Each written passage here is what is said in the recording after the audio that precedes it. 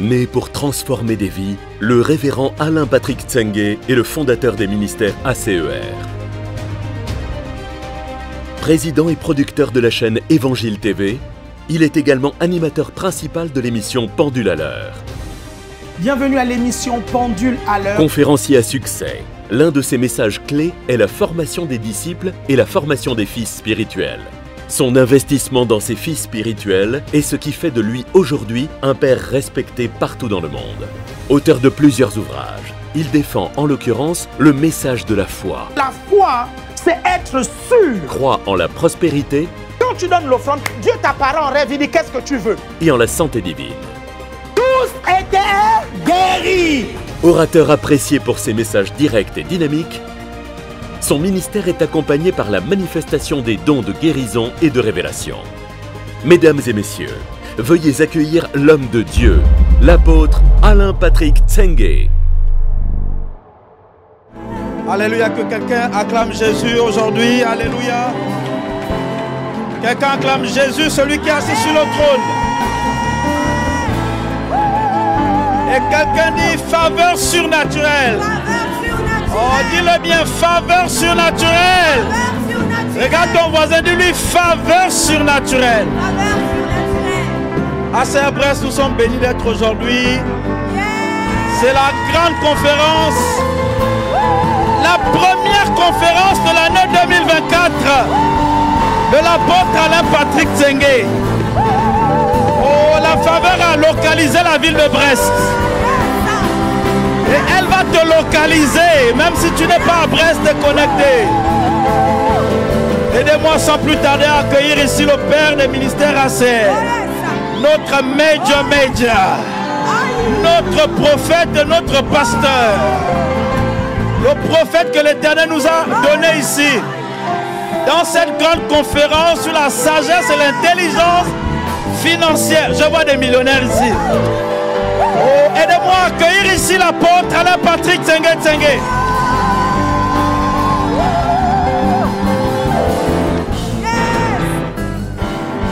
Merci beaucoup, pasteur Elvis. Merci beaucoup. Asseyez-vous dans la présence merveilleuse de Dieu.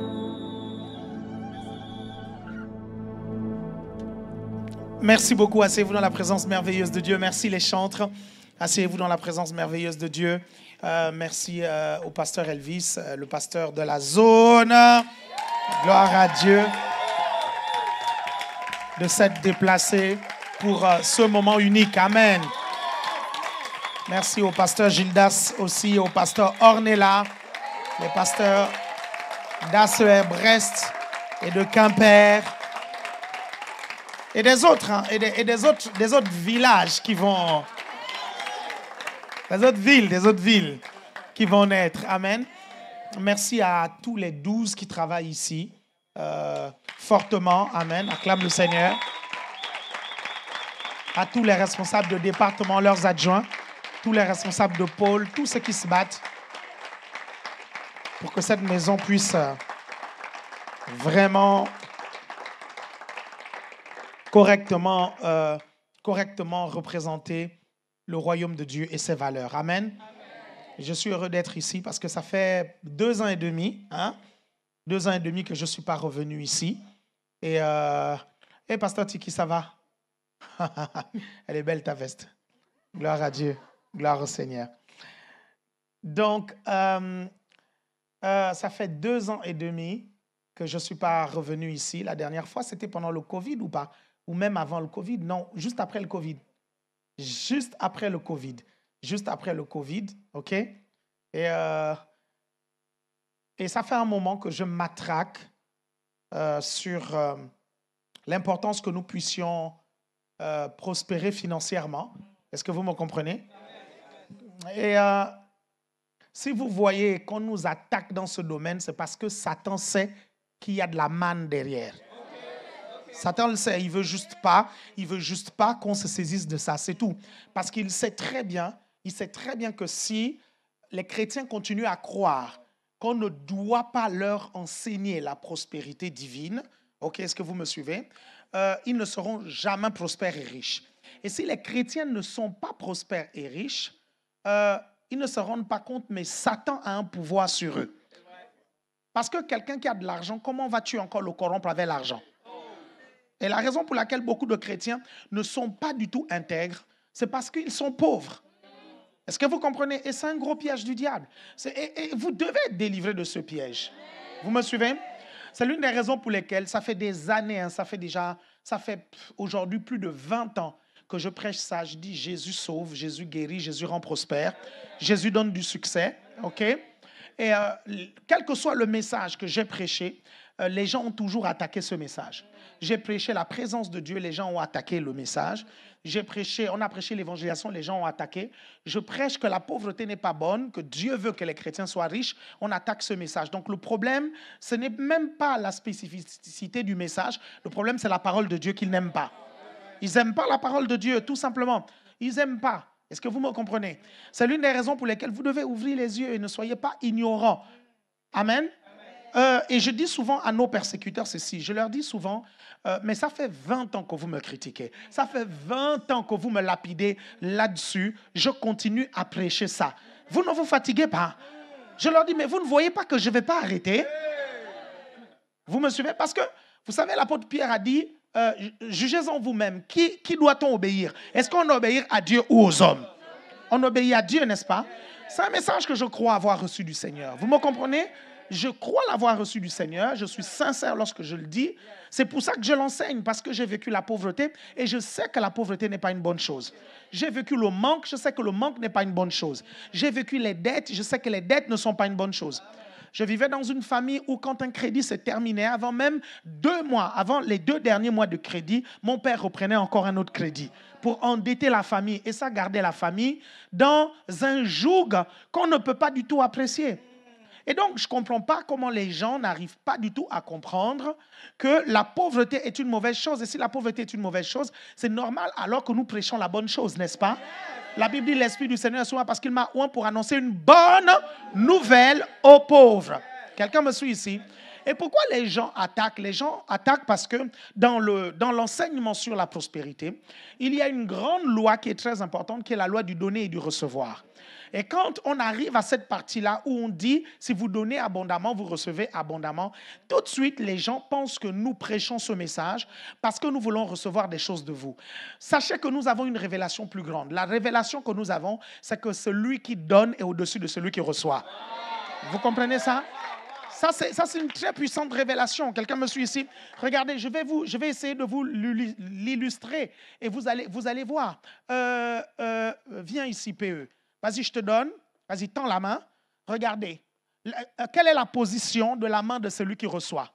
En bas. Celui qui donne est où? En haut. Tac. Est-ce que vous comprenez ça? Vous me suivez? C'est l'une des raisons pour lesquelles. Vas-y, tiens. Non. Mais pourquoi tu es pressé de partir? Regardez. Plus que Dieu est plus grand que nous. OK? Plus que Dieu est notre maître. Regardez, quand on donne à Dieu, quelle est sa réaction? Tiens. Tac. Quand on donne à Dieu, il fait quoi? Il fait quoi? Il redonne. Il redonne. Mais non. Il redonne, il reprend le dessus. OK? Je redonne. OK? Il reprend le dessus. Je redonne. Il reprend le dessus. Est-ce que vous me suivez? Dieu ne permettra jamais que ce que vous lui donnez ne vous reviennent pas au centuple. Pourquoi? Parce qu'il veut toujours avoir la suprématie. Parce que celui qui donne est toujours au-dessus de celui qui reçoit. Est-ce que vous me comprenez? C'est pour ça qu'il va toujours vous donner. Quand vous lui donnez, il vous donne. C'est l'une des raisons pour lesquelles la prospérité du chrétien évolue toujours. Vous me comprenez? Parce que plus Dieu te donne, plus tu lui donnes, plus Dieu te donne, plus tu lui donnes. Et ça ne fait qu'évoluer. Est-ce que vous me suivez? Merci, PU, tu peux te rasseoir. Est-ce que vous me suivez attentivement? Et ce principe-là, ce principe-là, il est même connu en diplomatie. C'est le principe des cadeaux. Est-ce que vous me suivez? Lorsque vous lisez l'histoire de la reine de Saba, vous lisez l'histoire de la reine de Saba et Salomon, la Bible dit que la reine de Saba vient voir Salomon avec des présents. Elle est reine. Lui, il est roi. Ils n'ont plus besoin d'argent. Pourquoi elle amène des présents? Déjà, parce que premièrement, tes dons, tes cadeaux, tes offrandes t'ouvrent la porte auprès des grands. C'est ce que la Bible nous dit. Vous me suivez? Et parce qu'en diplomatie, les cadeaux ont un langage. Et qu'est-ce qui se passe quand la reine de Saba va donner des présents à Salomon. La Bible nous dit que quand elle quittera Israël, Salomon va lui donner aussi des présents, il va lui donner beaucoup de richesses, bien plus que ce qu'elle avait donné. Est-ce que vous me suivez? Pourquoi? C'était pour affirmer sa suprématie. Est-ce que vous me suivez attentivement? Vous êtes toujours là? C'est l'une des raisons pour lesquelles, lorsque vous faites une offrande à un homme de Dieu, il doit revenir vers vous avec une révélation plus grande. Non, je crois qu'ils n'ont pas suivi. Je crois que vous n'avez pas suivi. Quelqu'un me suit ici? Est-ce que vous me suivez attentivement? C'est ça en fait. Et c'est l'une des raisons pour lesquelles les pasteurs, vous allez remarquer que les pasteurs qui sont très pauvres, vous allez remarquer aussi qu'ils sont très faibles dans la révélation. Ils sont très, très faibles dans la révélation. Regardez, ce n'est pas parce que quelqu'un vous dit des nouveautés que ça veut dire qu'il est dans la révélation. Non, je crois que vous ne me suivez pas. Je crois que vous ne me comprenez pas. Est-ce que quelqu'un me suit ici? Vous me suivez attentivement? Il faut qu'on vous dise des choses qui transforment votre vie. Des choses qui impactent votre vie, des choses qui font bouger votre esprit. Regardez, les choses, quand on vous les dit, vous dites, mon esprit ne bouillonnait-il pas au-dedans quand il était en train de parler? Quelqu'un me suit ici? Les choses qui transforment véritablement la vie. Est-ce que vous me suivez? Vous êtes toujours là? C'est trop calme de l'autre côté. Est-ce que vous êtes là-bas? Très bien. Vous me suivez? Et donc en fait, depuis un moment, j'essaye de pouvoir vous dire ces choses-là. Donc, je disais, il y a cette partie-là que les gens n'aiment pas. Mais en vérité, si tu n'aimes pas la loi du donner et du recevoir, tu es un radin.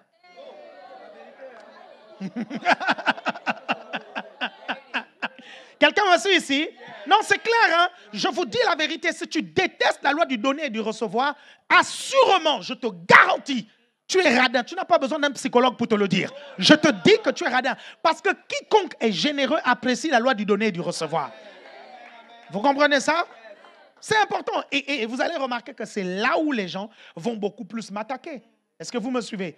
Ils vont dire parce que lorsque nous prêchons cela, et après, ils vont réduire le message que nous prêchons à ça seulement, à la loi du donner et du recevoir. Et pourtant, quand vous écoutez mes séminaires de sagesse et d'intelligence financière, je vous enseigne des choses encore plus larges que ça. Et tout à l'heure, là, je vais démarrer des choses, qu'on enseigne dans des endroits où il faut payer pour accéder à ça. Est-ce que vous comprenez? Et généreusement, je vous donne ces choses qui feront de vous des millionnaires. Quelqu'un me suit ici? Est-ce que vous êtes toujours là? Donc, le diable fait tout ça juste parce que il veut nous décourager. Vous savez, quand on était au village et que on se baladait avec des grands frères, parfois lorsque les grands frères découvraient une bonne chose, d'ailleurs, vous avez remarqué une chose. Vous avez remarqué qu'il y a au village certains aliments qu'on dit les femmes ne mangent pas ça. Vous avez remarqué ça, n'est-ce pas? Je vous assure, l'une des raisons pour lesquelles il y a cet interdit, c'est tout simplement parce que les hommes ne veulent pas partager ce plat avec les femmes. C'est juste ça, hein?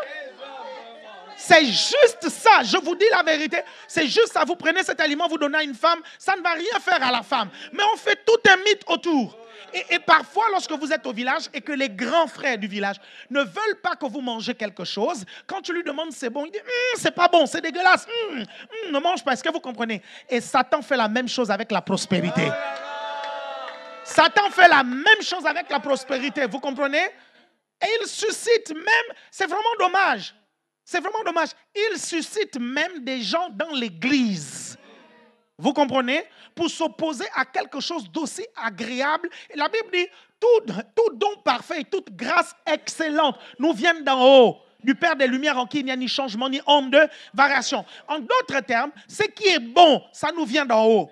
Regardez, il y a deux choses, vous comprenez? Il y a le moins et le plus, il y a le mal et le bien, il y a la vie et la mort, il y a la maladie et la santé, il y a la prospérité et la pauvreté, il y a le succès et l'échec, il y a l'homme et la femme. Est-ce que quelqu'un me suit ici? Vous me suivez attentivement? Selon Dieu et selon la Bible, au milieu n'existe pas. Quelqu'un me suit ici? Vous êtes là? Donc Dieu va dire à l'homme, j'ai mis devant toi le bien et le mal. J'ai mis devant toi le plus et le moins. Quelqu'un me suit ici? Il dit, choisis la vie, choisis le bien. Il dit, j'ai mis devant toi la vie et la mort, ok? Choisis la vie. En d'autres termes, j'ai mis devant toi le plus qui est la vie, le moins qui est la mort. Quelqu'un me suit ici? En d'autres termes, j'ai mis devant toi des choses négatives et des choses positives. Choisis les choses positives. Quelqu'un me suit ici? Vous me comprenez? Entre la pauvreté et la richesse, qu'est-ce qui est négatif? C'est la pauvreté. Ne me dites pas que c'est la richesse. Parce que même vos comptes bancaires vous montrent parfois que la pauvreté, c'est moins. Il y a quelqu'un qui me suit ici? Donc, tu ne peux pas dire que la pauvreté est positive. C'est insensé de le dire. Tout le monde est au courant de ça. Il dit, choisis le bien. Il dit, choisis la vie. Choisis le bon côté. Donc, s'il met devant toi la pauvreté et la richesse, choisis la richesse. C'est lui qui te dit de choisir la pauvreté est démoniaque. Je le dis, il est démoniaque. Parce que l'environnement dans lequel l'homme a été créé n'était pas un environnement de pauvreté. Lisez Genèse chapitre 2 et chapitre 3. Regardez, est-ce que vous me suivez? Regardez, si Dieu voulait que l'être humain puisse naître dans un environnement pauvre, on aurait dit Adam et Ève vivaient dans un désert. Vous comprenez? Non, c'est tout. Vous me suivez attentivement? Ils vivaient dans un désert et ils galéraient à avoir leur nourriture. Quelqu'un me suit ici? Mais regardez l'environnement dans lequel on a mis l'homme. La Bible nous dit même qu'il y avait des pierres précieuses au jardin d'Éden. Il y avait beaucoup de pierres précieuses. C'était un environnement beau et luxuriant. Vous pensez sincèrement que c'est un hasard que Dieu ait mis l'homme dans ces conditions-là? C'est parce que c'est les conditions dans lesquelles l'homme doit vivre. Ce sont les conditions originelles. Alors, si tu es mal à l'aise avec la pauvreté, ne te culpabilise pas. C'est parce que tu es fait pour la richesse. Quelqu'un me suit ici? Si tu es mal à l'aise dans l'appartement dans lequel tu te trouves, peut-être qu'il y a un grand appartement qui t'attend. Si tu es mal à l'aise dans la voiture dans laquelle tu roules, peut-être qu'il y a une meilleure voiture. Si tu es mal à l'aise avec les vêtements que tu portes, peut-être qu'il y a des meilleurs vêtements. C'est ton être au-dedans de toi qui t'attire vers l'environnement dans lequel tu veux vivre. Est-ce que quelqu'un me suit ici? Est-ce que vous me suivez attentivement? Regardez ce que nous sommes en train de faire. Nous sommes en train de dire et redire, je vous dis la vérité, dans moins de 10 ans, les personnes qui nous critiquaient viendront vous demander les conseils. Elles viendront vous demander les conseils. Quelqu'un me suit ici? Regardez, quand ils ont fait le miracle, quand les apôtres ont fait le miracle, les gens se demandaient comment ils ont fait ce miracle-là. Vous savez ce que Pierre a dit? C'est au nom du Jésus-Christ que vous avez crucifié. Vous vous rappelez de ça? Et certaines personnes viendront vous demander les conseils et vous lui direz, oh, mais c'est l'Alain Patrick que vous critiquez là, non? C'est Alain Patrick que vous critiquez. C'est lui qui nous a appris ça. C'est lui. C'est lui qui nous a appris ça. Est-ce que quelqu'un me suit ici? Amen. Vous êtes là? Est-ce que vous me suivez? Parce que dans le temps, vous allez voir, les gens vont se rendre compte. Parce qu'au fin fond, même chez les païens, au fin fond d'eux, ils savent que les dettes, c'est pas bon. Les dettes, c'est la pauvreté. Si tu fais l'apologie de la pauvreté, alors fais l'apologie des dettes. Les dettes ne sont pas une bonne chose. Les dettes avilissent l'homme. Quelqu'un me suit ici? Les dettes détruisent la respectabilité de l'homme. Et ça ne peut pas être la volonté de Dieu. Je vous dis la vérité, ça ne peut pas être la volonté de Dieu que tu sois dans une telle situation. Quelqu'un me suit ici? C'est pour ça que tu dois apprendre les principes et c'est pour ça que nous disons et nous redisons les choses. Ouvrons nos Bibles dans Hébreux chapitre 1. Hébreux chapitre 1, dès le verset 1. 1 et 2. Hébreux chapitre 1, du verset 1 au verset 2. Vous êtes là? Ok, Hébreux chapitre 1, du verset 1 au verset 2.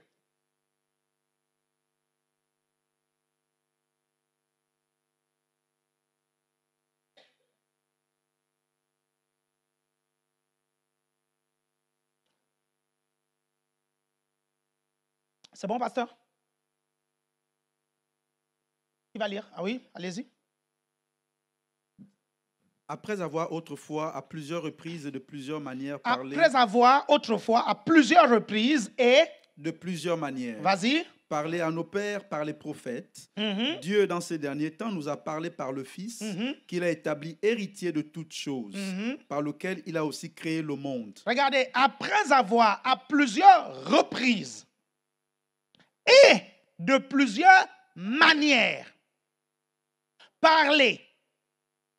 Pourquoi? Pour que les gens comprennent quelque chose. Pour que quelque chose naisse dans la vie des gens. Pour que quelque chose soit planté dans la vie des gens et produise des résultats, il faut parler à plusieurs reprises, mais attention, avec et de plusieurs manières. Est-ce que vous me suivez? Regardez, la Bible dit que Dieu a parlé à plusieurs reprises et de plusieurs manières. Vous me suivez? Donc, il nous montre comment est-ce qu'on plante les choses dans la vie d'un être humain. Il dit qu'on doit parler à plusieurs reprises et de plusieurs manières. Donc là, il y a deux choses. Il y a le fait de redire les mêmes choses tout le temps, à plusieurs reprises, mais attention, de plusieurs manières. Est-ce que vous me suivez? Parce que si tu dis les mêmes choses de la même façon, les gens vont se lasser. Mais si tu dis les mêmes choses d'une autre manière, ils auront l'impression qu'il y a une nouveauté. Alors que c'est la même chose que tu leur dis, tu changes juste la manière. Quelqu'un me suit ici? C'est comme ça que vous arrivez à faire naître certaines choses dans la vie des gens. Et c'est ce que je fais partout où je vais. Dans les églises ACER, je vous dis ces choses-là à plusieurs reprises et de plusieurs manières, juste pour que ça naisse. Quelqu'un me suit ici? Juste pour vous forcer à prospérer. Quelqu'un me suit ici? Juste pour vous condamner à la richesse. Ah, dit condamne-moi ça. Ah. Vous êtes là? Juste pour ne pas laisser le choix à votre vie. C'est-à-dire que votre vie n'est que prospérité et succès. Est-ce que vous me comprenez? Vous êtes toujours là? C'est pour ça que nous allons utiliser des emballages différents. Amen. On va commencer par 3 lois importantes pour attirer la richesse. 3 lois importantes. Demain, toute la journée de demain, on va essayer de voir quelques lois de création de richesse. Vous me suivez? Vous me suivez? On va voir des lois de création de richesse. Mais là, on va voir 3 lois importantes pour attirer la richesse.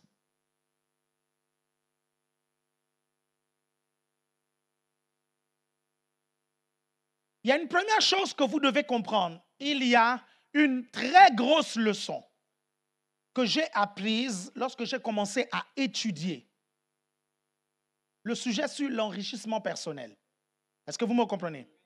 J'ai compris une chose, l'une des leçons les plus importantes, c'est qu'il ne faut pas courir après l'argent.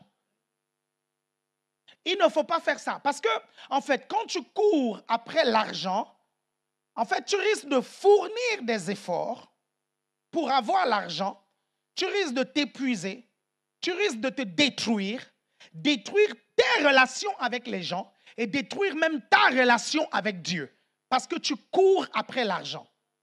Regardez, il y a un principe qui est très simple et même en amour, c'est comme ça. Quand tu cours après un mec, le mec a tendance à fuir, n'est-ce pas? Vous avez remarqué ça? Qui est déjà tombé amoureux de quelqu'un qui ne l'aime pas. Vous voyez, c'est la même chose. Plus vous êtes amoureux de la personne, plus la personne fuit, n'est-ce pas? Vous n'avez pas remarqué ça? Et vous avez remarqué que lorsque vous arrêtez de courir après elle, vous voyez maintenant comment elle se rapproche, n'est-ce pas? C'est la même chose avec l'argent. L'argent, tu cours après lui, l'argent va fuir. Quelqu'un me suit ici? Vous me comprenez attentivement? L'argent est comme une femme. Vous me suivez? Vous me suivez? Vous me suivez? Vous me suivez? C'est-à-dire que la femme, pour être attrayante, elle met des beaux vêtements qui la dessinent. Elle met une belle pépé. Vous me suivez? Vous suivez? Et les hommes viennent tout seuls comme ça. Vous me comprenez? Il y a des choses que vous devez faire pour attirer l'argent. On parle d'être magnétique à l'argent. Donc, ne courez pas après l'argent. Soyez magnétique à l'argent. Soyez un aimant qui attire l'argent. Et vous vous rendrez compte que vous ne vous épuiserez pas à faire des heures sup, à bosser dur pour avoir beaucoup d'argent. L'argent viendra vers vous parce que vous êtes magnétique à l'argent. Quelqu'un me suit? Ça, c'est une loi qui a révolutionné ma vie, en fait. Être magnétique à l'argent. Vous me suivez attentivement? Regardez. Arrêtez de travailler afin d'avoir. Le plus important, c'est de travailler afin d'être. Travaillez afin d'être et vous aurez. Mais il y a des gens qui ont mais qui ne sont pas. Non, vous ne me suivez pas. Je vais redire, on dirait que ça c'est trop fort pour vous. Regardez, Jésus n'a jamais dit « vous avez la lumière du monde ». Il a dit « vous êtes la lumière du monde ». Quelqu'un me suit ici? Il a dit « vous êtes la lumière ». Si vous êtes la lumière du monde, vous avez la lumière. Vous êtes la source de la lumière. Vous éclairez. Quelqu'un me suit ici? Celui qui a la lumière, on peut éteindre sa lumière, mais celui qui est la lumière, on ne peut pas l'éteindre. C'est pour ça que Jésus ne s'est pas présenté à Moïse comme celui qui a. Il s'est présenté à Moïse comme celui qui est. Quelqu'un me suit ici? Et il veut que nous soyons. Si vous êtes, vous aurez. Quelqu'un me comprend ici? C'est pour ça que, mes chers frères et sœurs, vous devez travailler à être magnétique à l'argent. Quelqu'un me suit ici? Il y a quelqu'un qui a fait une chanson, je pense que c'est Florent Pagny. Il dit, prenez ceci, prenez mon argent, prenez ceci, prenez cela. Mais vous n'aurez pas ma liberté de penser. Parce que c'est compliqué. Comment est-ce que vous allez arracher la liberté de penser de quelqu'un? C'est en lui. Il est juste comme ça. Et il l'exprime. Est-ce que vous me comprenez? Vous me comprenez attentivement? C'est pour ça que vous devez travailler, vous devez être magnétique. Et je vais vous montrer dans la journée d'aujourd'hui comment être magnétique à l'argent. Est-ce que vous me suivez? Et vous verrez, l'argent ne fuira plus. Amen. L'argent viendra vers vous. Quand vous parlerez à votre cousin, les billets qui seront dans sa poche, les billets diront, je vais changer de maître. Quelqu'un me dit ici? Quand tu passeras à côté des distributeurs, tu as l'impression d'entendre, viens nous prendre, viens nous prendre, viens nous prendre. Est-ce que quelqu'un me suit ici? Vous êtes toujours là? Il faut travailler à être magnétique à l'argent. Et ça, c'est important. Être magnétique aux finances. C'est important. Regardez, je vais vous montrer un verset biblique. Vous prenez le psaume 127, à partir du verset 1 jusqu'au verset 3. Psaume 127, vous allez voir. Psaume 127, du verset 1 au verset 3. Vous allez voir ce passage. On y va? Cantique des degrés de Salomon. Si l'Éternel bâtit la maison, ceux qui la bâtissent travaillent en vain. Donc, cantique des degrés de qui? De Salomon. On a l'homme le plus riche de la terre, n'est-ce pas? Quand on cite le nom de Salomon, on a l'impression qu'on est dans le champ lexical de la sagesse et de la richesse. Hein? Quand on cite juste son nom, tu ne peux pas parler de Salomon sans parler de sagesse, ni sans parler de richesse. Ce monsieur était incroyable, n'est-ce pas? Donc là, on sait déjà que le conseil qu'il va donner a un rapport avec les finances. Regarde, on continue. Si l'Éternel garde la ville, celui qui la garde veille en vain. En vain, vous levez-vous le matin. Vous couchez-vous tard et mangez-vous le pain de douleur. Il en donne autant à ses bien-aimés pendant leur sommeil. Il y a deux catégories de personnes ici. Il y en a qui travaillent dur pour avoir de l'argent, qui courent après l'argent. Il y a d'autres, pendant qu'ils dorment, l'argent vient vers eux. C'est ça qu'il est en train de dire là. Hein? C'est ce qu'il est en train de dire. Il donne deux catégories de personnes. La volonté parfaite de Dieu, c'est ça. Comment faire en sorte, alors que l'argent vienne vers vous, que les finances vers vous, quelqu'un me suit ici? Pendant que vous êtes en train de dormir, ça continue à venir. Est-ce que quelqu'un me suit ici? Regardez, je vous prends un exemple, mais vraiment très simple. Qui connaît le salaire de Kylian Mbappé? On y va, vite, rapidement. Le salaire de Kylian Mbappé. Qui connaît son salaire? Oui, vas-y, mon frère. Combien? 70 millions. OK, par an, ça fait combien? Prenez vos calculatrices, hein, parce que là, on va aller plus loin. Par an. OK, 70 millions, ça fait par an. Par mois, alors, ça fait combien? On y va, prenez la calculatrice. Il y a une option sur vos téléphones, c'est marqué calculatrice. Hein? Les femmes, ne faites pas semblant, vous utilisez beaucoup cette option aux courses. Hein? 70 millions. 5 millions? 5,8 millions par mois. On y va maintenant, par jour.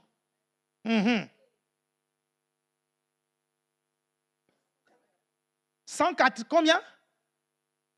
194 000 par jour. OK, maintenant par heure.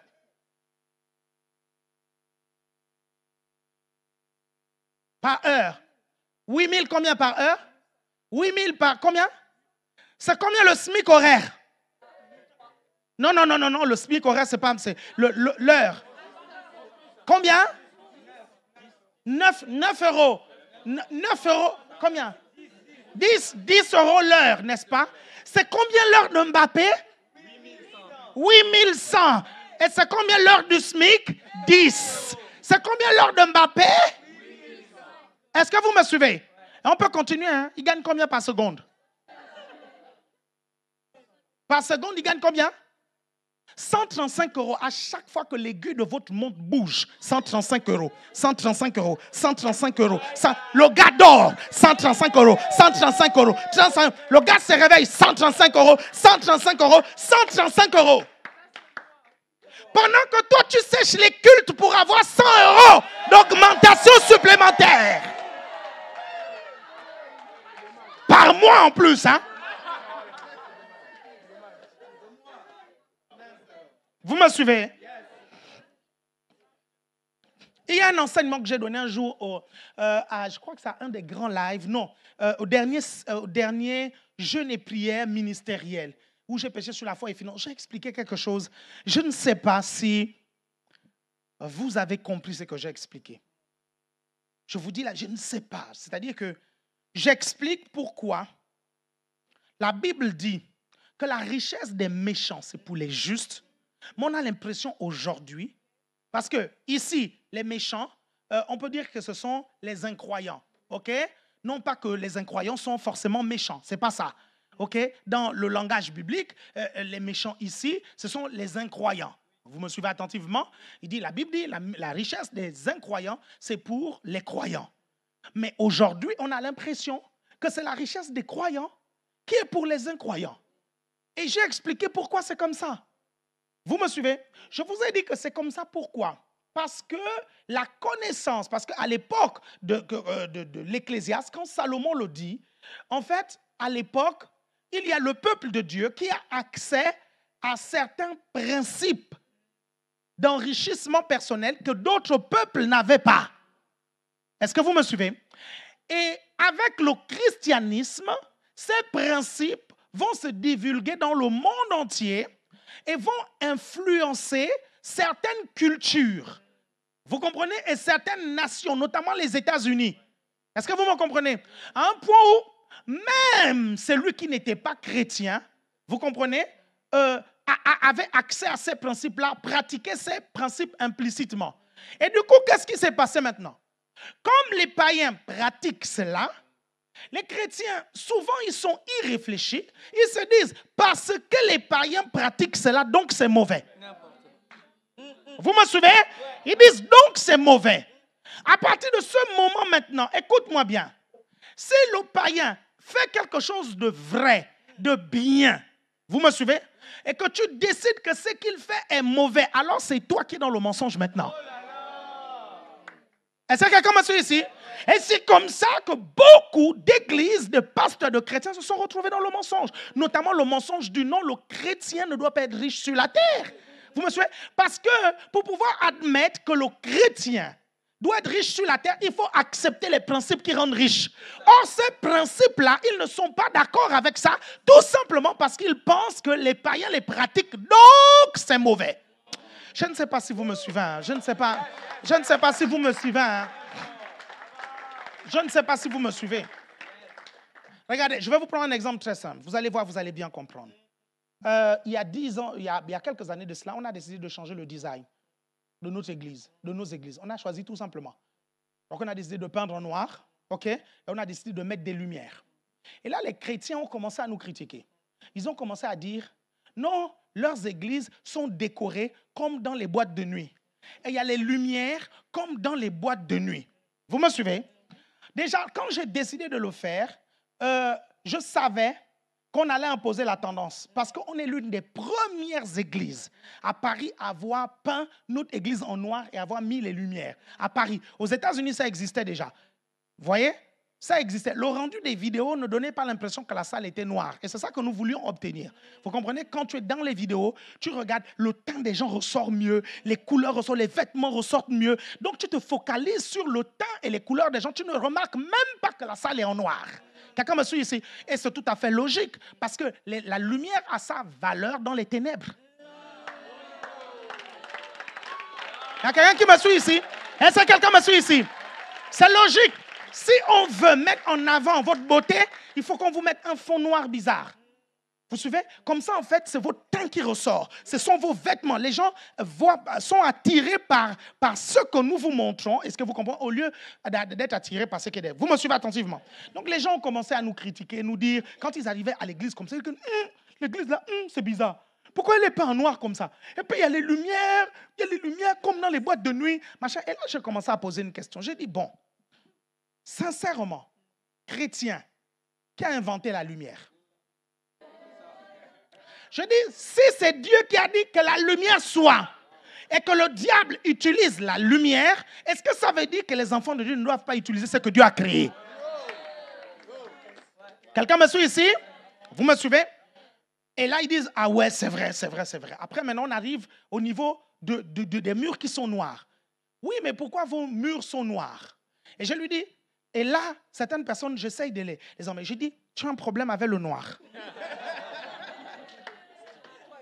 Quand c'est un caucasien, quand c'est un blanc, il se calme tout de suite. Non, non, non, non, c'est pas que... Je dis, c'est quoi? Tu es raciste? Quand c'est un noir qui vient me dire, qui dit, mais votre salle est noire. Je lui dis, mais tes cheveux sont noirs. Ta peau est noire. C'est quoi ton problème avec la couleur noire? Est-ce que ce n'est pas une couleur que Dieu a créée comme une autre couleur?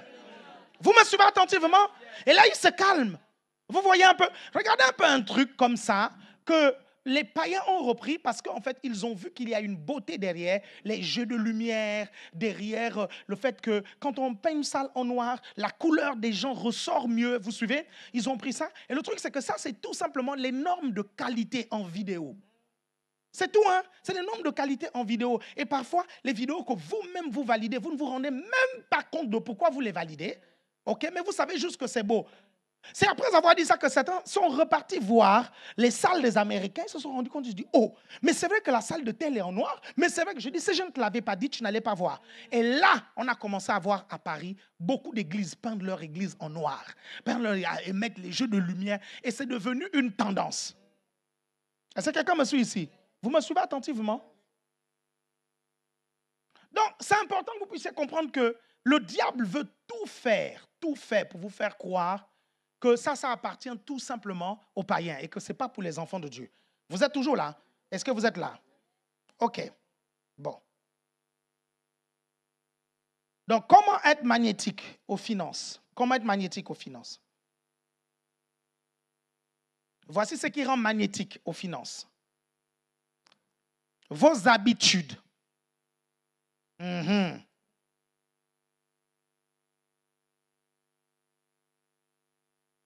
Est-ce que tu as l'habitude? Je vais prendre une habitude, mais vraiment très, très simple.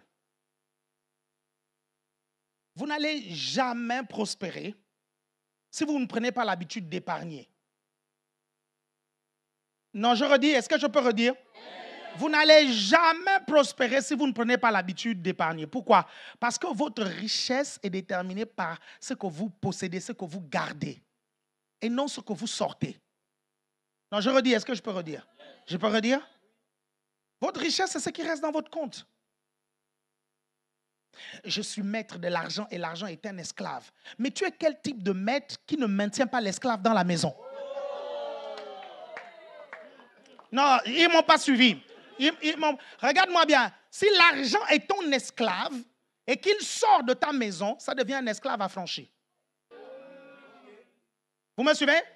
Mais comment est-ce que tu maintiens l'argent dans ta maison? C'est par l'épargne. C'est par l'épargne. Tu ne dépenses pas tout. Vous comprenez? Tu gardes une partie. Il faut prendre l'habitude d'épargner. Battez-vous. Même 100 €. Battez-vous à épargner. OK? Évitez les comptes vides.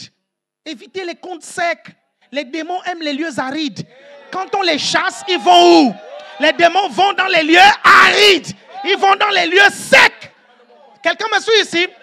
C'est pour ça qu'il ne faut même pas rouler avec ta voiture dans le réservoir à sec. Ne fais pas ça. Parce que les démons aiment ces endroits-là.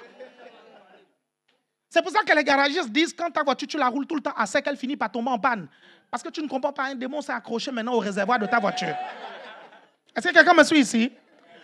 Habituez-vous toujours à posséder. Si on vous a éduqué à tout le temps dépenser, habituez-vous toujours à posséder. C'est important. Il faut toujours qu'il y ait quelque chose dans vos comptes. Pourquoi? À cause d'une loi importante que nous allons voir, qu'on appelle la loi de l'attraction. La Bible dit, on donnera à celui qui a. Et on enlèvera même celui qui n'a pas, ce qu'il n'a pas là, celui qui n'a pas. Est-ce que vous me comprenez? Non, vous ne m'avez pas suivi. On donnera à celui qui a et on enlèvera à celui qui n'a pas, ce qu'il n'a pas là. Pourquoi? Parce qu'il y a une dimension plus basse que le zéro. Est-ce que quelqu'un a fait des mathématiques ici? Quelqu'un a fait des mathématiques ici? OK? C'est pour ça que la Bible dit, celui qui n'a pas, on va arracher. Ça veut dire qu'on va le mettre dans le moins. Parce que qui n'a pas, c'est quoi? C'est le zéro. Quelqu'un me suit ici? Les gens qui sont dans le moins et qui disent qu'ils n'ont pas... Non, vous êtes dans une dimension qui est au-dessus de tu n'as pas. Tu es déjà endetté. Ah non, vous ne me suivez pas. Non, non, je crois qu'ils ne m'ont pas suivi. Quelqu'un m'a suivi ici? Quelqu'un m'a suivi ici? Il y a deux catégories de personnes qui n'ont pas. Il y a quelqu'un, il n'a pas, ok? Il n'a rien du tout, ok? Il est à zéro. Il ne doit rien à personne. Il est à zéro. Mais quand tu es à moins, tu dois déjà les gens. Donc tu n'es plus à la dimension de je n'ai pas. Tu es à la dimension de je suis endetté. C'est deux personnes différentes. Et la Bible dit que celui qui emprunte est l'esclave de celui qui prête. Ça veut dire que tu es déjà un esclave. Même si le moins là, c'est la banque, tu es esclave de ton conseiller. C'est pour ça qu'il t'appelle tout le temps, il peut te faire du chantage. Est-ce qu'il y a quelqu'un qui m'a suivi ici? J'aime cet enseignement. Quelqu'un comprend ça? Et je ne comprends pas. Je ne comprends pas comment tu peux t'opposer à un message comme ça, un enseignement comme ça. Comment je n'arrive pas à comprendre. Ça, c'est des démons, ça, ce sont des messages. Ce sont des messages, on doit même me donner la Légion d'honneur. Non! Pourquoi? Parce que la richesse d'une nation est déterminée par la richesse des individus de la nation. Plus les gens dans la nation sont riches, plus la nation va être riche. Donc, si je suis là pour faire en sorte que les gens s'enrichissent en enseignant des principes aussi pratiques, pourquoi suis-je un bandit? Je ne comprends pas en quoi je suis un bandit. Je n'arrive pas à comprendre. Je veux que les gens sortent de la pauvreté. Je veux que les gens sortent de l'endettement. Je n'arrive pas à comprendre. Vous me suivez? C'est pour ça que je vous dis, ne vous inquiétez pas. Dans quelques années, il y a Alain Patrick que vous avez vilipendé. C'est lui qui a fait ça. Vous êtes là? Les bonnes habitudes. OK? Développer les bonnes habitudes. Bon, il y a beaucoup de choses. Vous savez, les habitudes financières qui amènent à la richesse et à la prospérité, ça, c'est tout un séminaire. Hein. Ça, c'est vraiment tout un séminaire. Bon, pour la route comme ça, je vous donne un livre très important. C'est Brian Tracy qui l'a écrit. Le titre, c'est « Les habitudes des millionnaires ». Vous notez ça, vous irez acheter ça, vous irez lire. Les habitudes des millionnaires. Les habitudes des millionnaires. Là, vous allez bien comprendre, OK? Après, après, il y a les actions, vos actions. Après, il y a vos attitudes, OK? Qui vous rendent attractifs, magnétiques à l'argent. Donc, j'ai dit les habitudes, les actions, les attitudes. Mon Dieu, j'ai fait un enseignement au 5e culte, je pense, dimanche dernier, sur les attitudes. C'est important que vous compreniez comment les attitudes peuvent repousser l'argent dans votre vie. Vous n'imaginez pas. On va s'arrêter un tout petit peu là sur les attitudes parce que beaucoup de gens ne comprennent pas la puissance et la force des attitudes. Vous me comprenez? Vous n'avez rien fait. Vous me suivez? Mais votre attitude peut repousser l'argent. Est-ce que vous avez déjà vu des personnes, ils arrivent dans une pièce, ok, ils sont là, ils glacent l'atmosphère, ils attachent la mine, et vous n'avez même pas envie de les approcher. Vous avez déjà vu ça? Et vous êtes là, vous êtes un responsable de réseau, vous êtes un responsable de département, vous êtes un responsable de GR, vous avez là quelqu'un qui glace l'atmosphère, vous ne savez pas ce qu'elle a, mais en tout cas, elle vous glace l'atmosphère. Et lorsque tu commences à lui faire le reproche, lui dis, mais qu'est-ce que tu as? Elle dit, mais qu'est-ce que j'ai? Moi, je suis là tranquille dans mon coin. Hein. Vous venez là, vous m'embêtez, machin, et tu te rends compte que la personne a un problème. Vous avez remarqué ça? Ça, c'est l'attitude. Elle n'a rien dit, elle n'a rien fait, mais son attitude parle et son attitude fait. Quelqu'un me comprend ici? Regardez, quelque chose de très important. C'était, je crois, Abraham Lincoln. Il devait recruter des personnes de son staff. Et là, il y avait l'un de ses bras droits qui était là. Et des gens sont venus là pour postuler au poste. Il y avait plusieurs personnes qui étaient là. Et il arrive comme ça. Il pointe du doigt à un. Il dit, toi, va-t'en. J'aime pas ta tête. Est-ce que vous suivez? Et là, son bras droit lui dit, oh, mais monsieur le président, il n'est pas responsable de sa tête. Il dit, si. Il dit, après 40 ans, tout homme est responsable de ce que son visage renvoie. Vous me suivez? Abraham Lincoln était en train de dénoncer l'attitude. L'attitude, le monsieur, peut-être il venait, il avait une très mauvaise attitude. Est-ce que, attends, tu viens postuler, sois sympa, souris. Dis au patron, c'est moi. Mais tu attaches la mine, l'attitude. L'attitude. Et beaucoup ne se rendent pas compte de comment l'attitude, fait fuir l'argent dans leur vie. Beaucoup d'entre vous, vous êtes allés demander des prêts à la banque, on ne vous a pas donné parce qu'on ne vous a pas trouvé sympa. On vous a trouvé bizarre. Il y a beaucoup de choses qui vous fouillent dans la vie à cause de vos attitudes. Vos attitudes sont très mauvaises. Très, très mauvaises. Même vos relations sont détruites parce que vos attitudes sont mauvaises. Vous ne vous rendez pas compte, en fait. Oui, ça demande beaucoup d'efforts, de sourire, d'avoir une très bonne attitude. Mais si tu le fais pendant une année, je te garantis, le reste de ta vie, ce sera acquis. Tu apprends à sourire devant un miroir. Est-ce que vous comprenez? Ça ne vous coûte pas cher. Quelqu'un ne viendra jamais te présenter une facture parce que tu as souri. Est-ce que vous me suivez? Parce que tu as juste gardé un tout petit peu, ça, une petite pointe comme ça, là, un tout petit peu. Ça fait sympa, ça égaye le visage. Vous êtes toujours là? Est-ce que quelqu'un est là? Il y a beaucoup de choses à dire sur les attitudes, mais on va s'arrêter là. On va s'arrêter là. Bon, la quatrième chose qui rend magnétique à l'argent, sont vos croyances profondes. Vos croyances profondes. Et on va parler de ça tout à l'heure quand on va commencer à énumérer les lois. Mais j'aimerais vous parler un tout petit peu de l'immensité de votre potentiel en tant qu'être humain. Pourquoi? Parce que les gens pensent que devenir riche, c'est très difficile. Vous me suivez? Les gens pensent que trouver l'argent, c'est très difficile. Non, trouver l'argent, ce n'est pas difficile. Ce qui est difficile, c'est trouver la connaissance de là où se trouve l'argent. Non, je crois que là, ils ont... Non, c'est la connaissance, c'est ça qui est dur. C'est ça qui est dur, mais partout. Peut-être que là où tu es assis, là, si on creuse en bas, peut-être il y a un diamant. Qui sait, peut-être que dans ta maison, la maison que tu as achetée là, qui a été construite depuis 1800, peut-être que dans la cave, il y avait un ancien propriétaire qui avait creusé là et qui avait mis un trésor. Mais tu ne le sais pas. Vous me suivez? Tu ne le sais pas. Tu te rends compte alors que le problème, ce n'est pas le trésor, parce que le trésor est là, il te dit, mais j'ai besoin de sortir d'ici. Et tu te rends compte que le problème, c'est la connaissance. Vous me suivez attentivement? Et là, vous allez me dire, mais comment avoir ce type de connaissance? Là, pour savoir qu'il y a un trésor caché dans ta maison, il faut que le Saint-Esprit te le révèle comme il a révélé la naissance de Jésus aux mages. Est-ce que quelqu'un me suit ici? Et il peut le faire, hein? Et il peut le faire, hein? Il peut te révéler, hein? Je te dis, il peut te montrer, te dire, non, à tel endroit, va, voici ce que tu vas trouver. Vous êtes toujours là? Regardez, je cherchais comment prospérer.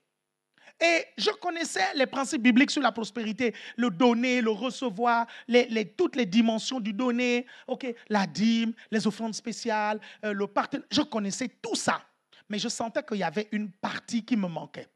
J'ai dit, mais c'est quoi? J'ai l'impression qu'il y a quelque chose qui me manque. J'écoutais les grands prédicateurs sur la prospérité. J'ai dit, j'ai l'impression qu'ils connaissent quelque chose que je ne connais pas. Quelqu'un me suit ici? Je regarde Mark Zuckerberg, je regarde Bill Gates, j'ai dit, mais c'est bizarre. J'ai l'impression que ces gens connaissent des choses que je ne connais pas. Mais j'ai dit, mais Seigneur, c'est où cette connaissance-là?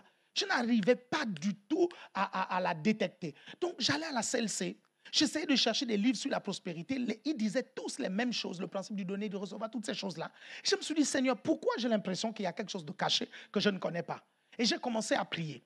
Quand j'ai commencé à prier, Dieu a permis que pendant un repas amical, je rencontre une personne que je remercierai toujours. Et nous étions en train de parler. On parlait, on discutait. Et là, je lui dis, mais c'est bizarre. J'ai l'impression que les principes du donner, du recevoir, tous ces principes qu'on nous enseigne, que les hommes de Dieu là nous enseignent, j'ai l'impression que ce n'est pas assez, j'ai l'impression qu'il y a autre chose. Et le frère me dit, mais bien sûr qu'il y a autre chose. Je dis, quoi, tu connais? Tu connais? Il dit, il y a des livres que tu ne trouveras pas à la CLC. Je dis, ah bon? Et là, il me dit, est-ce que tu as déjà lu Père riche, Père pauvre de Robert Kiyosaki? Je dis non.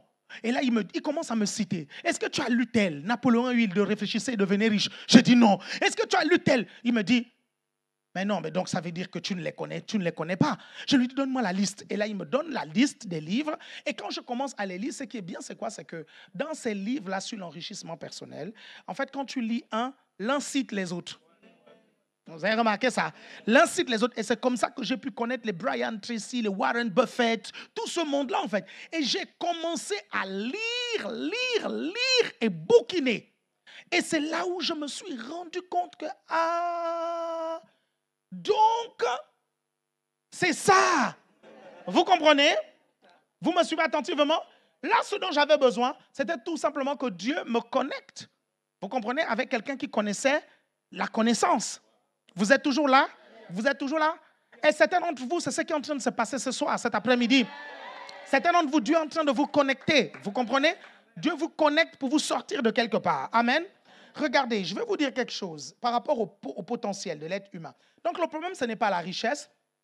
Le problème, c'est accéder à la connaissance. Le problème, ce n'est même pas votre potentiel.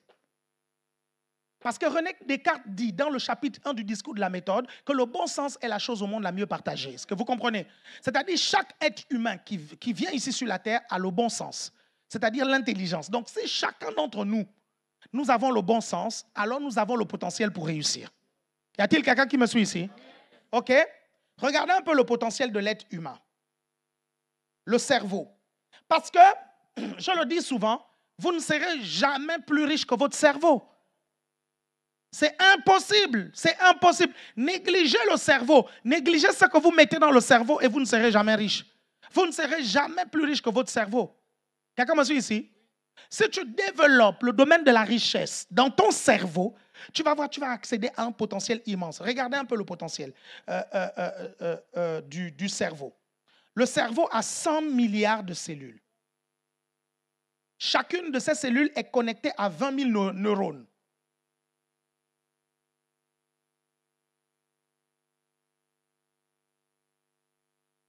Cela peut permettre à votre cerveau de générer des idées. J'ai dit des idées telles que s'il fallait les compter, ce serait un chiffre avec 8 pages remplies de zéros. Rien que les idées que votre cerveau peut générer. Bon, je crois qu'il y a certains qui n'ont pas suivi, hein? C'est-à-dire que vous mettez un chiffre, 1, seulement 1. Vous écrivez derrière le 1, 0, 0, 0, 0, 0, 0, 0, 0, 0. Vous remplissez la première page de 0. Vous tournez. Vous prenez la deuxième page, 0, 0, 0. Vous tournez jusqu'à 8 pages de 0. Votre cerveau est capable d'emmagasiner autant d'idées. Vous me comprenez? Et si une idée, c'est de l'argent, my God, imaginez le nombre de zéros.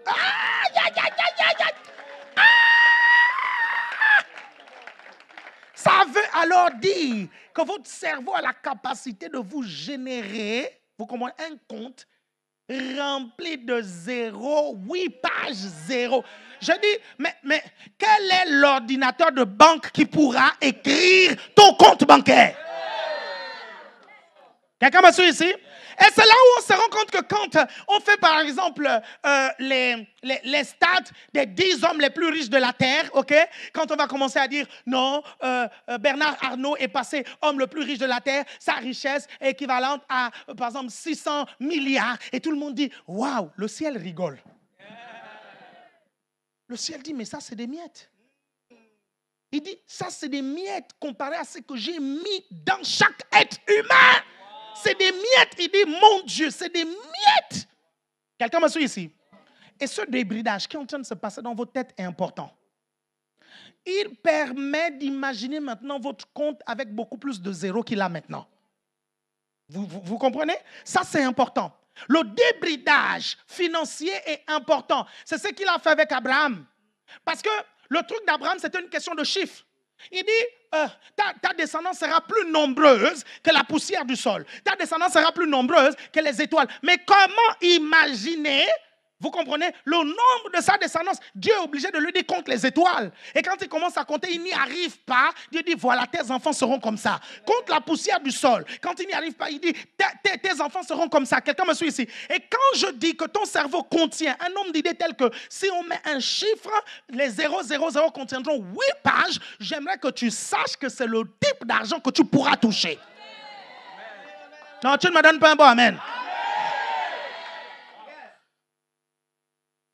Et là, j'entends quelqu'un dire, même 6 chiffres, c'est déjà bien. Hein?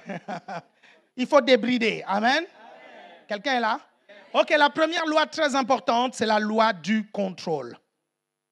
La loi du contrôle, la loi du contrôle. J'ai dit que j'allais vous parler de 3 lois, non? Aujourd'hui.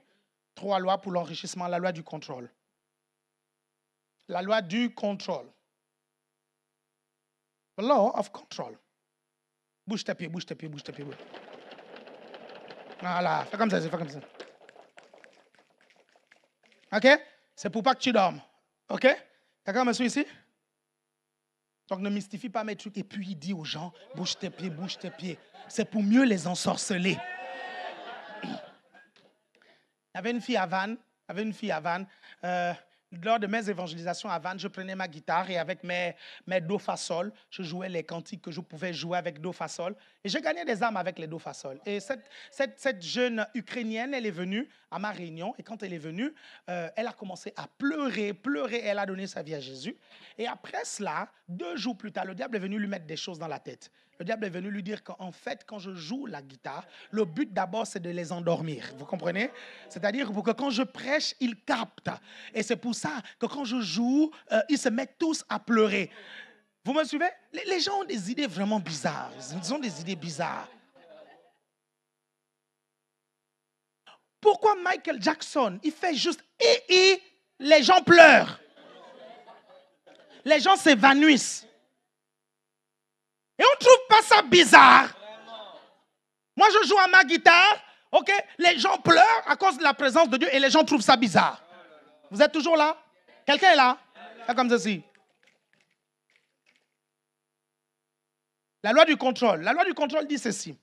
Le bien-être dépend du degré de contrôle que vous avez sur votre vie. Vous ressentez un mal-être quand vous ressentez que vous n'avez pas de contrôle sur votre vie. La loi du contrôle dit que le bien-être dépend du degré de contrôle que vous avez sur votre vie. Vous ressentez un mal-être quand vous ressentez que vous n'avez pas de contrôle sur votre vie. Et là, il y a 2 notions extrêmement importantes que vous devez retenir. Parce que, pourquoi on vous parle de la loi du contrôle? Parce que c'est important que vous compreniez que vous n'êtes peut-être pas responsable de l'état dans lequel vous êtes, mais le fait de rester dedans, vous êtes responsable. Donc, avoir le contrôle, c'est déjà accepter sa responsabilité. Quelqu'un va dire ici? Quelqu'un qui rejette tout le temps la faute sur les autres, il perd totalement le contrôle de sa vie. Ça veut dire qu'il ne pourra jamais s'en sortir. Je suis pauvre parce que mes parents sont pauvres. Alors, quand tes parents deviendront riches, tu seras riche. Ça veut dire que si tes parents ne deviennent jamais riches, tu ne seras jamais riche. Quelqu'un me comprend ici? My God, je ne peux pas laisser cette équation à quelqu'un d'autre. Impossible. Quelqu'un me suit ici? Impossible. Je vais avoir le contrôle de ça. Vous me suivez? Surtout quand mon grand-père était pauvre, mon arrière-grand-père était pauvre, l'arrière-grand-père était pauvre, mon père était pauvre. Et je dis que je suis pauvre à cause de lui. Et je reste pauvre à cause de lui. Jamais, jamais, dis jamais. Dis never, never, never. Quelqu'un m'a su ici? Ça, c'est très important. Hein? Ce que je suis en train de vous dire, c'est très important. Remettre la faute sur les autres, c'est leur donner la responsabilité. Quelqu'un m'a su ici? Il y a quelque chose que j'ai dit qui est très, très, très important. Je l'ai dit à une de mes prédications. C'est important que vous puissiez comprendre comment est-ce que le diable est devenu le maître ici sur la terre. Le diable est devenu le maître sur la terre comment? Quand Adam et Ève vont pécher, Dieu va se présenter à Adam et Ève. Il va dire à Adam et Ève, pourquoi vous avez fait ça? Adam et Ève va dire, c'est la faute de la femme. Et là, il va se tourner vers la femme.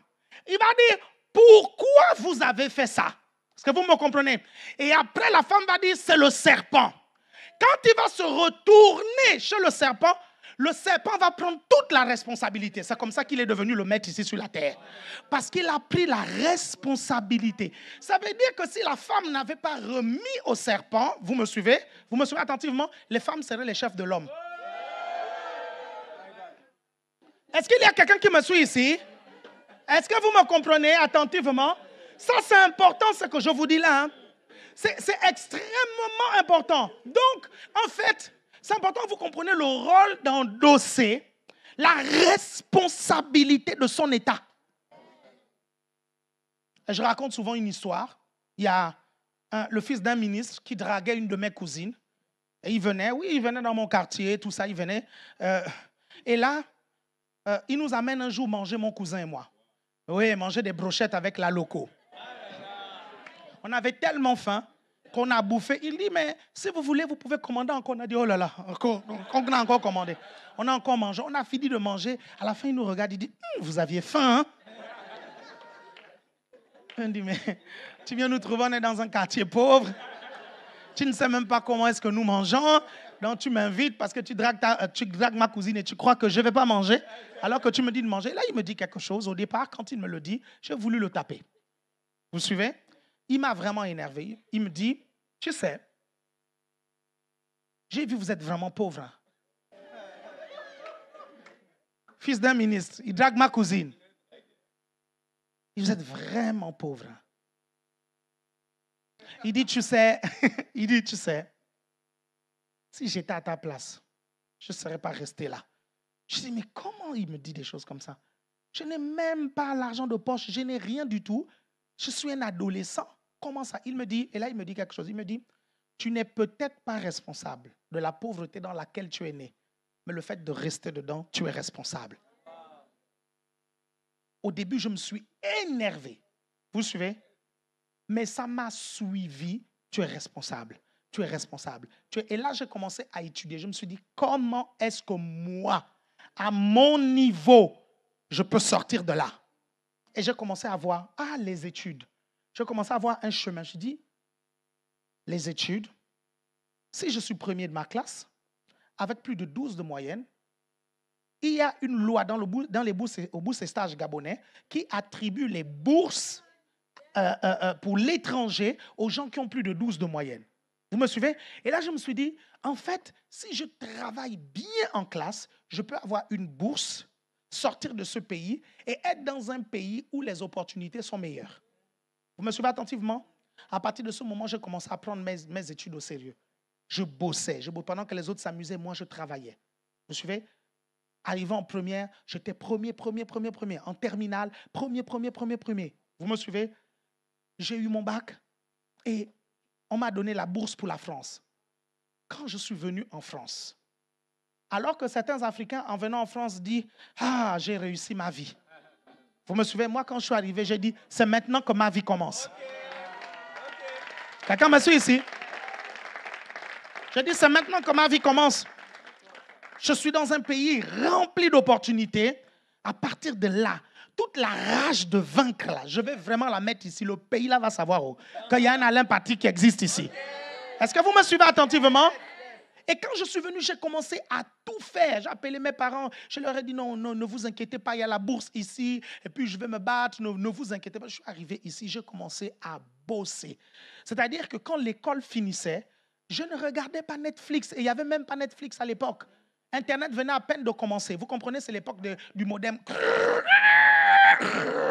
Hein? Ceux qui ne rigolent pas n'ont pas connu cette époque. Je ne restais pas devant. J'allais trouver du boulot. Je me disais non, il me faut de l'argent. Je ne dois pas être pauvre. Et donc, pendant les 2 mois de vacances, je faisais quoi? Je bossais. J'ai tout fait. J'ai fait le ménage. J'ai déplumé les canards. J'ai tout fait. Vous comprenez? J'ai mis des olives sur les pizzas. J'ai installé des stores sous le soleil à Karnak, à Quiberon. Est-ce que vous me comprenez? j'ai fait tout ça. Et ce qui se passait, c'est quoi? C'est que quand les vacances se terminaient, moi, j'avais de l'argent parce que j'avais travaillé en été, ok? Et ma fiancée avait aussi de l'argent parce qu'on avait travaillé en été. Et donc, le gouvernement gabonais nous donnait la bourse de début d'année. Début d'année, c'était beaucoup, en fait, parce qu'il y avait les frais de scolarité, il y avait les fournitures, machin. Donc, plus ce que j'ai gagné en été, c'est ce qui faisait en sorte que j'étais l'un des étudiants qui était bien nanti. Est-ce que vous me comprenez? Pourquoi? Parce que j'avais déjà une bonne mentalité au Gabon. Vous me suivez attentivement? Vous êtes toujours là? Amen. La mentalité. Regardez, une petite anecdote. Il y a deux personnes qui ont eu un père très violent et un père alcoolique. OK? Un père violent. On parle de la loi du contrôle, non? Un père alcoolique et très violent. Donc, ce père va éduquer deux enfants, des garçons, et l'un d'eux va devenir un SDF, alcoolique, drogué, et l'autre va devenir quelqu'un de très riche, très prospère. Et pour une émission, un talk show, on va inviter les deux. Et on va essayer de voir un peu la cause de leur situation présente. Et là, on pose la question au SDF, on lui dit, pourquoi vous êtes dans cette situation? Il dit, c'est à cause de mon père. Il était alcoolique, il nous tapait, il était méchant avec nous. Donc, je n'ai pas pu bien étudier. Donc, je n'ai pas pu bien faire ceci, cela. Et donc, très vite, je me suis retrouvé dans la rue, machin, tout ça. Et on demande à celui qui est riche, prospère, vraiment successful, vraiment qui réussit. Est-ce que vous comprenez? On lui demande, et toi? Il dit, c'est aussi à cause de mon père. Je me suis juste dit, je ne veux pas devenir comme lui. Vous me suivez? Il faut que je quitte de là très vite, mais je ne veux pas sa vie. Vous me comprenez? Attends, regardez, les deux avaient la même éducation, mais pas la même mentalité. Et c'est comme ça que vous retrouvez dans la même famille, hein, la même éducation, le même riz, le même foufou. Le même foufou, la même nourriture. C'est quoi encore l'aliment? Semoule, le riz, okay? Les feux de manioc, je ne sais trop. La même nourriture, vous comprenez? Mais les enfants ne réussissent pas pareil. Vous me suivez attentivement? Pourquoi? La mentalité. La mentalité. C'est comme là. Vous êtes nombreux. Il va y avoir deux catégories de personnes. Il va dire, pourquoi tu n'as pas réussi? Non, le pasteur l'a duré trop quand il prêchait. Et l'autre, pourquoi tu as réussi? J'avais un pasteur qui prenait le temps pour nous expliquer les choses. Deux mentalités différentes. Deux mentalités différentes. Deux mentalités différentes. Vous me comprenez? Et vous voyez, certains réussissent, d'autres ne réussissent pas à cause de la mentalité. Donc, certains vont penser que leur échec, c'est à cause de quelqu'un d'autre. Est-ce que vous me comprenez? Ils vont commencer à accuser l'État. Regardez, je vais vous dire une chose. L'État essaye du mieux qu'il peut pour vous aider. Ne pensez pas que les hommes politiques ou tous les hommes politiques sont là juste pour faire du mal au peuple, pour opprimer le peuple, pour machin. Je vous dis la vérité, non. Quand vous accédez à des postes de responsabilité, nous là, à notre échelle là, c'est-à-dire on est pasteur d'église, ok? On dirige quand même un peuple. Et quand on voit les gens, en fait, nous traiter comme si on était là pour les opprimer, vous me suivez? Vous imaginez un peu les hommes politiques. Vous essayez d'imaginer? Et vous êtes là, vous fondez tous vos espoirs sur les êtres humains. Aux prochaines élections, vous votez un gouvernement, vous avez un qui est pire. Est-ce que vous avez remarqué ça? Parce que vous avez trop d'attentes. Est-ce que vous me suivez attentivement? Et vous commencez à accuser le gouvernement. Si je suis pauvre, c'est à cause du gouvernement. Si je suis pauvre, c'est à cause des taxes. Mais comment fait Bernard Arnault? Comment fait Bettencourt de L'Oréal? Comment elle fait? Comment il fait Xavier Niel? Comment toutes ces personnes-là qui sont riches ici en France font? Et pourtant, c'est le même pays. Comment ces personnes-là font? Si le problème, c'est le pays. Pourquoi ces personnes-là réussissent à s'enrichir? C'est parce qu'il y a des choses qu'elles connaissent que vous ne connaissez pas. Alors, lisez leurs autobiographies. Quelqu'un est là? Si tu es là, fais comme ça, fais comme ça, fais comme ça. Bouge tes pieds, bouge tes pieds, bouge tes pieds. Vous êtes là, non? On redit c'est la faute de tel et on remet la faute à quelqu'un d'autre, alors que non. Vous êtes toujours là? OK. On va être un peu technique. On va prier. Il y a ce qu'on appelle le fort locus de contrôle interne. Le fort locus de contrôle interne. Si vous pensez que vous avez le contrôle de votre vie, que vous prenez vos propres décisions et que ce qui vous arrive est le résultat de vos actions et de votre comportement, vous avez alors un fort locus de contrôle interne. Je reprends. Si vous pensez que vous avez le contrôle de votre vie, que vous prenez vos propres décisions et que ce qui vous arrive est le résultat de vos actions et de votre comportement, vous avez alors un fort locus de contrôle interne. Là, vous vous sentirez fort. Vous vous sentirez confiant. Vous vous sentirez plus heureux. Et ça, c'est la mentalité des champions. C'est la mentalité des personnes qui s'en sortent dans la vie. Ces personnes-là ont un locus de contrôle interne fort. Est-ce que vous comprenez? Regardez l'apôtre Paul. Il dit, je puis tout par Christ qui me fortifie. Quelqu'un me suit ici? Il dit, j'ai su m'adapter dans le manque ou dans l'abondance. C'est moi qui maîtrise les situations. Regardez Jésus. Il arrive dans une barque, ok, pendant que les gens disent, ses disciples disent, on va mourir. Lui, il se lève et il contrôle la situation. Quelqu'un m'a suivi ici? À l'intérieur, il avait le contrôle et il a contrôlé la situation. Vous arrivez à me comprendre? Il arrive dans un endroit où il y a 5000 personnes, il n'y a pas à manger. Ils sont déjà loin des boulangeries, loin de tout. Tout le monde est en train de paniquer parce que près de 5000 personnes vont mourir de faim. OK? Ils vont tous mourir de faim. Qu'est-ce que Jésus fait? Il prend 5 pains et 2 poissons, il multiplie. Vous me comprenez? Le contrôle. Regardez l'apôtre Paul, il dit, je paraphrase, il dit, j'ai bien envie de m'en aller. OK? Ce qui pour moi sera largement meilleur. Mais à cause de vous, je choisis de rester. Il parle de sa mort. Quoi? Il contrôle le jour de sa mort? C'est lui qui décide de partir et de ne pas partir? C'est ça qui se passe quand quelqu'un a un fort locus de contrôle interne. Il contrôle les... Regardez, l'une des choses, c'est pour ça que Jésus vous a donné la foi pour ça. C'est pour ça qu'il dit, si tu dis à une montagne, ôte-toi de là et jette-toi dans la mer, cela se fera. C'est pour te donner le contrôle de la vie et des situations. Est-ce qu'il y a quelqu'un qui me suit ici? Pour te donner, et ça, si tu ne comprends pas ce que je suis en train de te dire là, je te garantis, tu peux toujours te battre à être riche, tu n'y arriveras pas. Tant que tu penseras que c'est à cause des autres. Vous me suivez attentivement? Vous êtes là? Regardez, un fort locus de contrôle externe. Alors que si vous pensez que tout ce qui arrive est de la faute des autres et que votre vie est contrôlée par d'autres facteurs, c'est-à-dire votre travail, votre patron, votre enfance. Ah là là, votre enfance. Vous avez un locus de contrôle externe fort. C'est-à-dire, tu penses que ce sont les autres qui contrôlent ta situation. Le problème, c'est quoi? C'est que vous vous sentirez comme une victime et une marionnette du destin. Vous vous sentirez incapable de modifier et d'améliorer votre situation.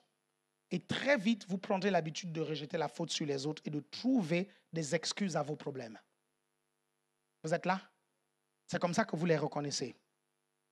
Regardez l'homme à la piscine de Bethesda. Jésus arrive, il trouve un homme à la piscine de Bethesda. OK? Et vous savez, j'ai fait mes recherches.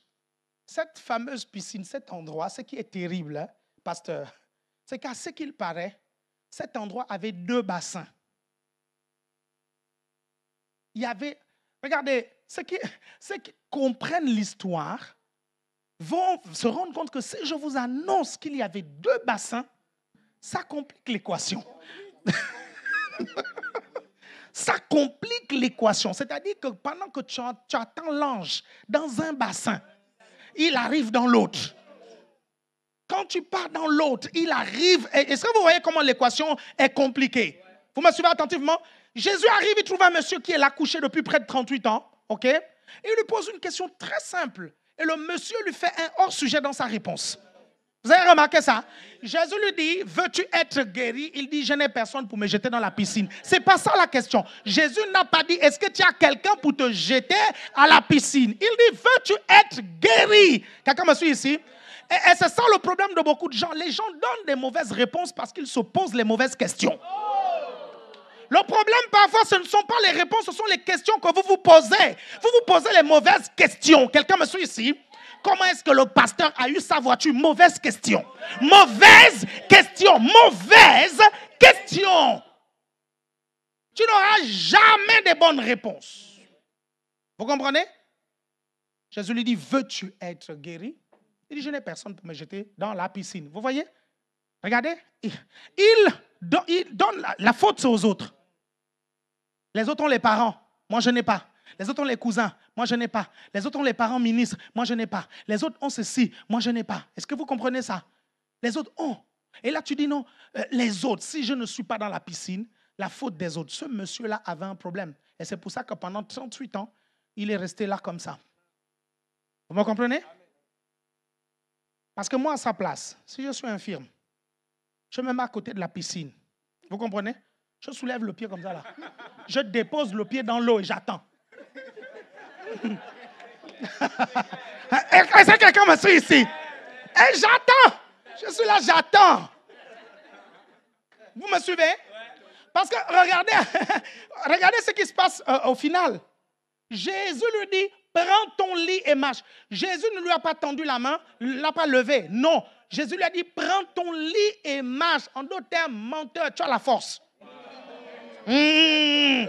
Tu as la force, tu as la force. Lève-toi, tu as la force. Et vous allez me dire, oui, mais peut-être que la force est venue quand Jésus lui a dit, non, il y a toujours un peu de force. Toujours un tout petit peu. Qui te reste, même lorsque tu crois être affaibli, il y a toujours un petit peu de force. Quelqu'un me suit ici? Avec la force que tu as, vas-y. Est-ce que vous me suivez? Regardez, une petite histoire, et vous allez voir, une petite histoire. Bon, après on va prier parce que là, il s'est fait tard. Et je vais continuer le reste demain aux autres cultes parce que là, il y a beaucoup de lois. Hein. Là, c'est la loi du contrôle. OK, j'avais fini avec la loi du contrôle. Là, après, c'est la loi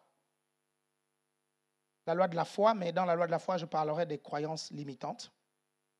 OK, la troisième loi, la loi de l'équivalence mentale. Ça, c'est important. Non, ça, c'est demain. Ça, c'est demain. Ça, c'est demain. Ça, c'est demain. Une histoire. J'étais... l'année dernière, vous savez, le mois de décembre est souvent un mois où il y a des virus bizarres qui se baladent. Vous avez remarqué? Mais c'est souvent un mois aussi où on se remet à peine du jeûne et prière du mois d'août et de la veille de prière du mois d'août, en fait. Ça nous complique, ça affaiblit notre organisme. Après, au mois d'octobre, on essaye de se battre. Le froid vient aussi, le rythme s'accélère à cause de la rentrée, la différence entre les vacances et la rentrée, novembre. Mais quand on arrive en décembre, on enchaîne encore un autre jeûne de prière. Et parfois, on ne se rend pas compte que ça affaiblit notre organisme. Et c'est là où on chope des toux bizarres, des rhumes bizarres, tout ça. Donc, j'arrive un jour au bureau. Quand j'arrive au bureau, je vais au 6e étage. Et là, il y a quelqu'un qui travaille à Évangile TV qui avait une grippe, mais vraiment terrible. Donc, quand elle a parlé, j'ai senti quelque chose venir. Oh non, je vous assure. Hein. Boum, j'ai dit, tu as quoi? Tu es malade? J'en suis enrhumé. J'ai dit, oh là, vous suivez? My God. La grippe que je me suis chopée. Terrible. Terrible, terrible. Je dis bien, hein? Quand votre organisme est fatigué, il va choper maintenant les virus. Vous me comprenez? Donc, ne me dites pas, oui, mais homme de Dieu, comment tu as pu choper le rhume? Si je ne me repose pas, je suis désolé, je vais choper haut. Vous suivez ça? C'est comme ça, il faut se reposer. Il faut vraiment avoir un très bon rythme. Il faut vraiment se reposer. Donc, mais quel virus méchant. Mais je vous dis méchant, c'est-à-dire tous les soirs, tu as une fièvre. Vous comprenez? Je dis, mais c'est quoi ce truc? Je m'en vais faire un test Covid. Ce n'est pas le Covid. Je dis, mais c'est quoi? Fièvre, machin. Et tu perds l'appétit. Je ne comprends pas. Mais oui, ah oui, elle l'a eu. Elle l'a eu. Donc après, je me rends compte que pas mal de personnes l'ont. Vous comprenez? ma fille, l'autre côté, Élyséa l'avait. L'autre côté, Jériel aussi, mon fils l'avait. C'était terrible. Et donc, le matin, je me réveille. Le dimanche matin, je dois prêcher. C'est Noël. Je dois prêcher. Donc, quand je me réveille, je ne sens plus mes genoux.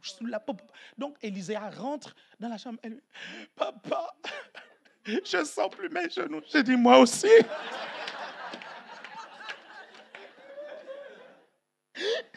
Moi aussi. Ah ben, je lui dis, mais bébé, est-ce que tu as mangé? Mais papa, je n'ai même pas envie de manger. J'ai dit, il faut que tu manges pour que ça te redonne des forces, c'est important. Donc, je suis tellement mal, je suis en peignoir quand je descends les escaliers de la maison, je suis là comme ça. Oui, ma maison en étage. Je descends les escaliers comme ça. Non, ça, c'est rien ici en Europe. En Afrique, hey, tu as la maison en étage. La maison en étage. Oh, ici, c'est rien. Hein? Donc, je suis là. Et là, David sort de la pièce. David dit, papa, tu vas faire comment pour prêcher aujourd'hui? Je ne sais pas, David. Dieu va se débrouiller. Donc, je vais à la douche, je me douche, je dis, mais Seigneur, mais je vais faire comment? C'est moi qui vais prêcher. Je ne sais même plus pourquoi je n'ai pas pu déléguer. Je ne sais pas, peut-être aussi les autres étaient mal, je ne sais pas. Je ne sais pas du tout. Donc, j'étais très, très mal. Donc, comme d'habitude, la ministre Sabrina et les autres du multimédia viennent me chercher. Je suis là. Je dis, mon Dieu, je ne sais pas comment je vais faire. Donc, je vais quand même. Donc, je vais, papa, tout ça. Je mets mon masque pour ne pas contaminer les gens, OK? Hein? Là, ils sont dit, non, apôtre, souffle sur nous. Donc, quand je rentre dans la pièce, j'entends l'adoration. Vous suivez, non? C'est comme si mes forces sont multipliées par 2. Réel. Je rentre juste dans la pièce. Je fais l'adoration. Boum! Je sens l'énergie. Vous comprenez? C'est comme si on me rechargeait. Et donc, je viens juste devant là où les pasteurs se mettent. C'est comme si on me recharge à 75% encore. J'arrive, je prends le micro, je prêche comme d'habitude. Et après, je rentre à la maison. Et quand je dis aux gens que non, quand je prêchais là, j'étais malade, les gens n'ont même pas cru. Vous comprenez ça? Pourquoi? Qu'est-ce qui a fait ça? J'avais un peu de force. Quelqu'un me suit ici? Le peu de force que j'avais, je l'ai utilisé. Quelqu'un me suit ici? Je l'ai utilisé. Avec la richesse et la prospérité, c'est la même chose. Quelqu'un me suit ici? Si tu as 100 €, c'est suffisant pour faire des millions. Je te dis, même si tu as 1 million, même si tu as 1 euro, quelqu'un me suit ici? Regarde-moi bien. Un millionnaire, c'est celui qui a à partir de combien? 1 million, n'est-ce pas? Hein? Un millionnaire, c'est ça, non? Quelqu'un qui a 1 million, on dit qu'il est millionnaire, n'est-ce pas? Vous me suivez? Toi, tu as 1 euro, n'est-ce pas? Si ce monsieur qui a 999 999 € n'a pas tes 1 euro, il ne sera pas millionnaire. Wow. Donc, le million commence par les 1 que tu as. Wow. Et les millions ont besoin du 1 que tu as. Pourquoi? Parce que 1, c'est une semence. C'est une semence. Quand tu as 1, tu as la semence pour le million. Donc, tu ne peux pas dire que je n'ai rien. C'est un mensonge diabolique. Tu as quelque chose qui va t'amener très loin. Quelqu'un me suit ici? Tu as quelque chose. Et la Bible dit, Dieu a demandé à Moïse, qu'y a-t-il dans ta main? Moïse dit, mon bâton. Okay? Et Dieu dit, balance le bâton. Quand il a balancé le bâton s'est transformé. Quelqu'un me suit ici? Un être humain qui parle, vous comprenez, et qui a un compte vide ne peut pas dire qu'il n'a rien. Pourquoi? Parce qu'il a la parole. Et la Bible dit au commencement était la parole. Donc le commencement de tes millions, c'est la parole. Non, tu n'as pas suivi. Tu n'as pas suivi. Tu n'as pas suivi. Tu n'as pas suivi. Tu ne le diras plus jamais. Le commencement de tes millions, c'est la parole. Ton compte est peut-être vide, mais tu as la parole. C'est pourquoi dis après moi au nom de Jésus. J'ai la parole. Et je déclare que les finances viennent dans ma vie du nord, du sud, de l'est et de l'ouest. Je déclare Que les euros soient, que les dollars soient. Au nom de Jésus, je déclare et prophétise que je ne manque de rien. Je libère les anges de la prospérité pour amener les finances dans mes comptes bancaires. Je déclare et prophétise au nom de Jésus que tout manque dans ma vie est comblé au nom de Jésus. Je déclare que je ne manque plus jamais de rien. Je déclare que je suis magnétique à l'argent. Je suis magnétique aux finances. Je déclare que j'ai l'intelligence financière. J'ai la sagesse financière. J'ai la sagesse pour gagner. J'ai la sagesse pour garder. J'ai la sagesse pour protéger les finances. J'ai la sagesse pour multiplier les finances. J'ai la sagesse pour investir les finances. Au nom de Jésus, je déclare que cet après-midi, comme Salomon, le ciel me communique la sagesse et l'intelligence financière. Au nom de Jésus, je le déclare maintenant. Esprit de pauvreté, pas esprit de sécheresse financière, pas esprit de dette, pas au nom de Jésus. Je déclare que tous ceux qui me bénissent sont bénis en retour au nom de Jésus, parce que je suis béni. Je le déclare au nom de Jésus. Amen.